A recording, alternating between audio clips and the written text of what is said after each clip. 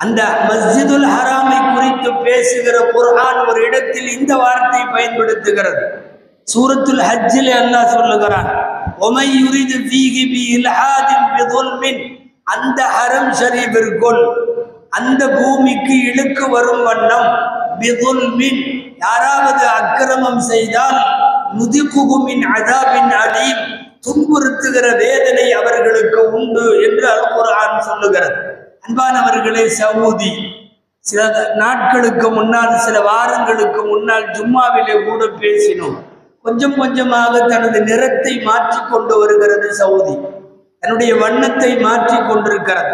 பாரம்பரிய செழுமைகளை விட்டு கொடுத்து பண்பாட்டு செழுமைகளை எல்லாம் அகற்றிவிட்டு ஏதோ ஐரோப்பிய கண்டத்தில இருந்து வந்த நவநாகரிக சமாச்சாரங்களை எல்லாம் உள்ளே இறக்குமதி செய்து நீண்ட நெடுங்க